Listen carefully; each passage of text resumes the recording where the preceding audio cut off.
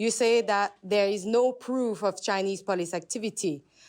It seems like with the newspaper from today and from the 13th tip received by the RCMP about possible Chinese activity, how can you say this when the RCMP investigating is still ongoing? If there's proof, we look forward to seeing it. Until there's proof, there's a presumption of innocence, and there is no need to stigmatize or to punish this organization, which so far has already seen a drop in funding precisely because people are fearful and people have jumped to the conclusion, partly because of reporting. Alexa for Ribbon News, and today I'm right in front of the Chinese Family Services in Greater Montreal because Senator Yuen is holding a press conference to show his support for the Chinese Family Services of Greater Montreal and Centre Sino Quebec, who are two alleged Chinese state-backed police stations. Senator Yuen sits as an independent representing British Columbia. Now, in case you are not aware, following a document published in 2022 by the Spain-based human rights group called Safeguard Defenders, it showed that more than 50 Chinese police stations exist worldwide. And thereafter, the RCMP launched an investigation into the 3 Chinese police stations in the Greater Toronto area. In this document, there was supposedly only 3 police stations in Canada, all concentrated in Toronto. But in March of this year, we learned that the RCMP also received approximately 15 tips about 2 possible Chinese police stations in Montreal, Quebec. We also learned from the Montreal newspaper that the government was subsidizing the organization in the Greater Montreal via the Ministry of Immigration, Francisation and Integration framework since 2018 for a total amount of $2.6 million. It was following a compliance review last year which aimed to verify in particular the governance, management and the finance that the ministry decided to stop the funding to that organization, but we don't know exactly the date that the funding stopped. We also know that the 2 organizations were involved in the last municipal and provincial election by promoting specific candidates like municipal councillor of Brassard, Zixili. According to the CBC, the embassy said that the overseas service stations are staffed by volunteers who are not Chinese police officers and are not involved in any criminal investigation or relevant activity. So we are here to attend the press conference and ask questions if we have the opportunity. Let's check what happened. So mad at him that he was supposed to be punished. The privilege of having Senator Yuen with us in support for Chinese Family Services of Greater Montreal. The Honorable Yuen is voicing caution against the Foreign Influence Registry, and he is a co-organizer of the 100th anniversary of the Chinese Exclusion Act for the Senate on June 23rd this year. We will first have the panel presentation from each of our speakers, followed by a Q&A session.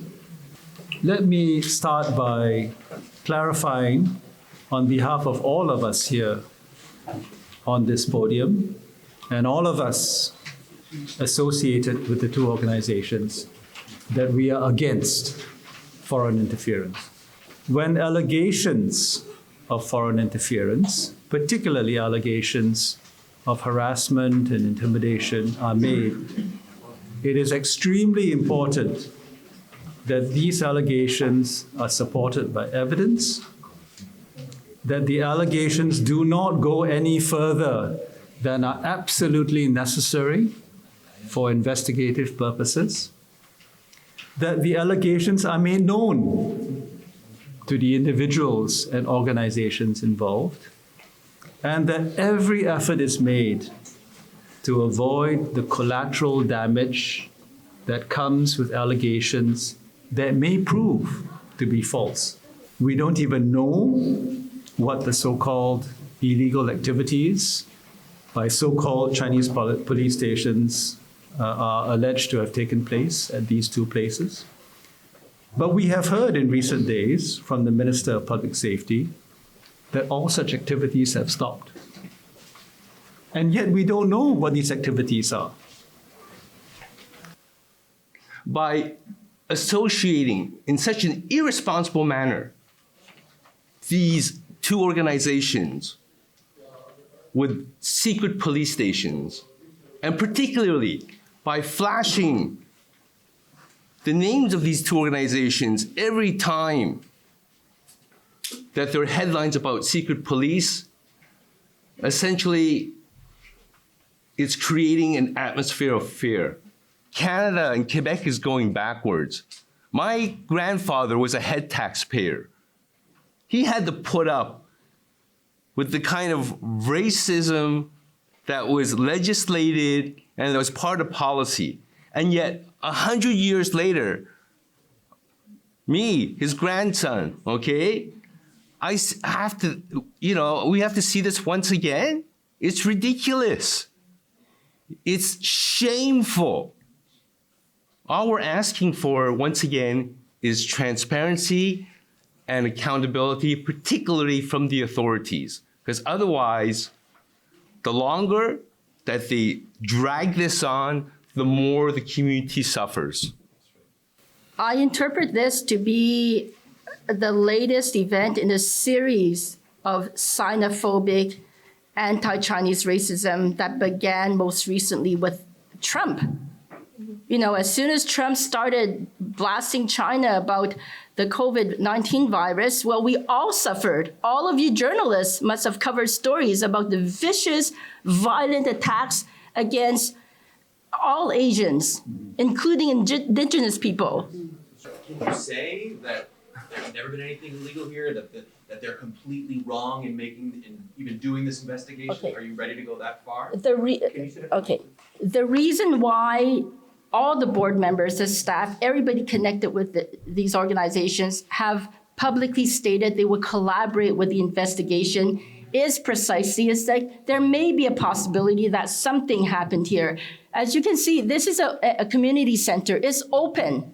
So people rent rooms for meetings, for events, for dances, maybe. And when you go into any public government building now, there's always a sign at the reception desk saying no abuse, no violence will be tolerated. Well, I don't know, maybe one day a staff member had a bad day and says something mean to a client. So we don't know what happened, but so tell us if the RCMP said that they found evidence, let us know. And also so that maybe, one of our workers, they need a longer vacation or they need more breaks so that they're more patient. If a community organization outside the family services rents this room for something, we can't police what goes on like maybe in the back there's somebody, Paul is threatening someone. I don't know. So Paul, stop threatening. It's really hard to answer your question because we don't know. There's no transparency. Is it normal for a familial organization who is subsidized by Quebec government to be promoting candidates during the election campaign? I cannot answer that question. I have no knowledge of the organization being involved in election activities. What I did hear earlier is that there was a forum in this very room where candidates met with members of the community and answered their questions. That is a very appropriate thing for a community organization to do because it encourages participation from a community that has been underrepresented in all our elections. Because it encourages Chinese Canadians to vote in elections. And again, Chinese Canadians tend not to participate, but that is wrong. And after this incident, my friends, let this be a message to Chinese Canadians throughout the country, in Montreal, in Brossard, across Quebec, in all the provinces. Let this be the message that you have to participate in elections at the municipal level, at the provincial level, at the federal level. I don't care who you vote for, but vote for the right for Chinese Canadians to have a voice, to demand justice, to demand equal treatment. That is my answer to you.